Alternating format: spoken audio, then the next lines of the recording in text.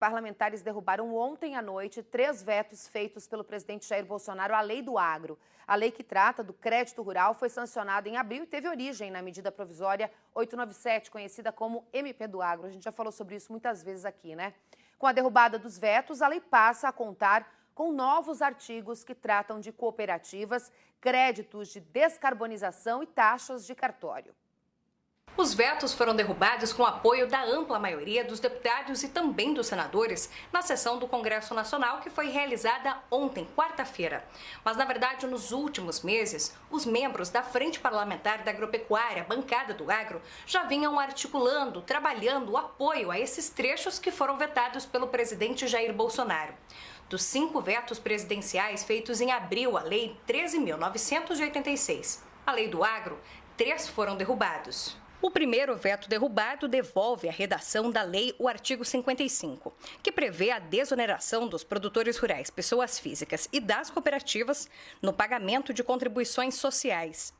Algumas parcelas da produção são excluídas do conceito de receita bruta utilizado como base de cálculo da contribuição ao INSS. Valores pagos, creditados ou capitalizados a título de sobras pelas cooperativas aos cooperados e as entregas ou retornos de produção feitos pelos cooperados para as cooperativas também deixam de ser considerados como parte da receita bruta. Esse artigo foi vetado pelo presidente por recomendação do Ministério da Economia e da Advocacia Geral da União, que entenderam a desoneração como renúncia de receita ao Estado. O segundo veto derrubado trata do artigo 56. Esse trecho estabelece um teto nacional nas cobranças cartorárias, os chamados emolumentos, feitos sobre contratos e averbações de operações de crédito rural. Para a equipe econômica do governo, as alíquotas deveriam ser definidas pelos estados e Distrito Federal. E a gente vai ampliar esse assunto com o nosso analista jurídico Ricardo Alfonsin. Alfonsin, na prática, conta pra gente o que muda nessa derrubada dos vetos e quais setores devem sentir mais essa decisão. Ótima noite para você em Porto Alegre. Boa noite, Suelen. Boa noite, amigos do Rural Notícias.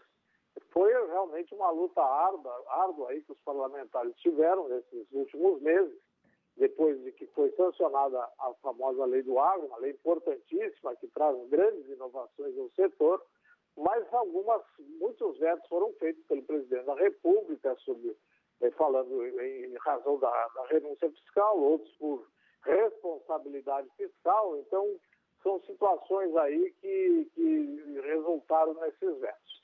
Nessa luta toda, então, ontem, finalmente, 3 artigos foram ressuscitados aí para que o nosso agro brasileiro tivesse benefício. O primeiro deles, o mais importante no meu entendimento, o artigo 55 da desoneração do ato cooperativo, que ele, na sua cadeia vertical, ele estava sendo tributado muito pior do que na lei da integração, lá na lei 13.986, aliás, na lei 13.288 de 2016, que trata da integração.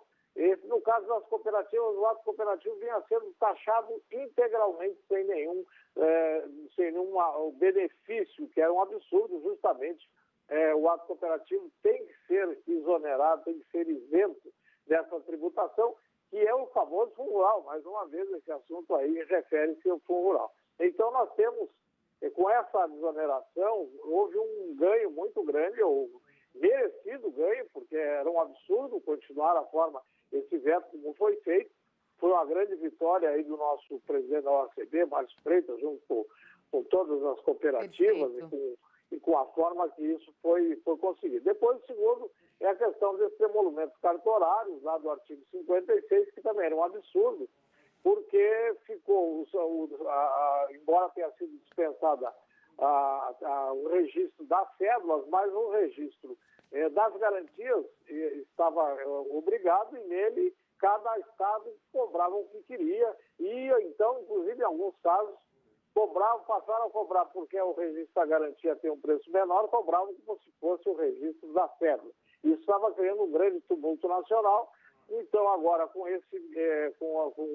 a derrubada desse veto, esse assunto também tem uma limitação de alíquotas aí para os emolumentos em todo o país, desonerando, porque cada vez que a pessoa vai fazer um financiamento, tinha que fazer esses registros, e o preço ia lá em cima. aumentando em muito o custo dos financiamentos. Por fim, e que você já comentou no bloco anterior, aí a questão da descarbonização, né, que eram cobrados 15% na venda na venda de créditos de CBIOS, né, que são esses títulos relativos à descarbonização, cobravam 34% a 40% de imposto de renda em cima disso, sobre a renda do crédito, e agora ficou então em 15%, como vinha sendo reivindicado. Então são coisas importantes. Mas, Sueli, nós temos aí algumas coisas que não havia uma grande expectativa nacional de que também fossem derrubados os vetos, que se diz respeito ao endividamento do Nordeste, né, junto ao Banco da Amazônia, Banco do Nordeste, e também as dívidas de pedra, securitização, que estavam previstos também na lei, no texto original da lei, e isso ficou fora. Agora não conseguiram ser derrubados esses vetos, sobre a alegação de responsabilidade fiscal ao presidente da República. Perfeito. Como solução a isso, está sendo elaborado, junto à Procuradoria Geral da Fazenda Nacional, da PGFN, uma portaria que crie condições de parcelamento com descontos desse endividamento. Okay. Eu, na primeira versão que eu vi dessa portaria, não me agradei, mas parece que hoje, nas negociações que estavam havendo em Brasília, já houve uma boa melhora. Perfeito. Espero que amanhã a gente tenha o texto para poder analisar e trazer aqui essa informação para os nossos telespectadores sobre essa parte importante de recuperação desse produtor para a sua atividade, dando-lhe condições de pagar essa dívida e continuar a vida como deve ser. Obrigado, é com você. Ricardo Alfonsin, ao vivo, falando lá no frio de Porto Alegre. Boa noite, doutor Ricardo. Boa noite. Até a próxima.